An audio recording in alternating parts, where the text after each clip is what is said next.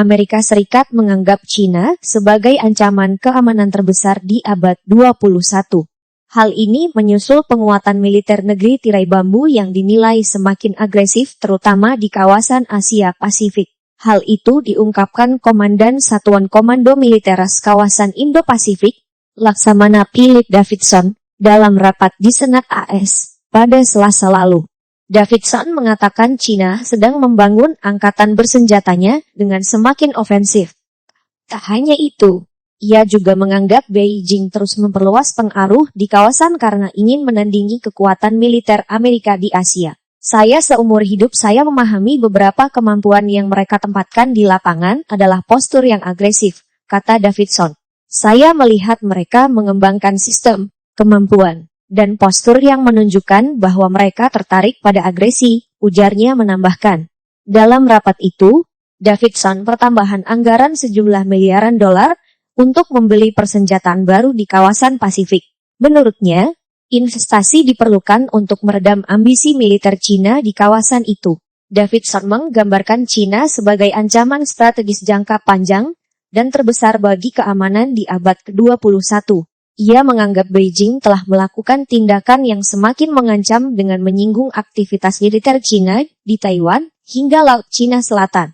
Saya khawatir mereka mempercepat ambisi mereka untuk menggantikan Amerika Serikat dan peran kepemimpinan kami dalam tatanan internasional berbasis aturan, yang telah lama mereka katakan bahwa mereka ingin melakukannya pada tahun 2050.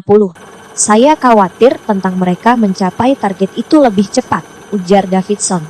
Sementara itu, China berulang kali menegaskan bahwa penguatan militernya selalu bersifat defensif untuk mempertahankan diri. Pengembangan pertahanan China bertujuan untuk memenuhi kebutuhan keamanan yang sah dan berkontribusi pada pertumbuhan kekuatan damai dunia. Bunyi buku putih pertahanan China 2019. China tidak akan pernah mengancam negara lain atau mencari wilayah pengaruh apapun.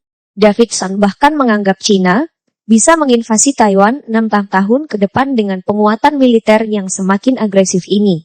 Selama ini, China menganggap Taiwan sebagai wilayah pembangkang lantaran berkeras ingin memerdekakan diri sebagai negara berdaulat. Relasi China dan Taiwan juga terus memburuk setelah Taipei dipimpin oleh Presiden Tsai Ing-wen. Tsai merupakan Presiden Taiwan yang pro-demokrasi.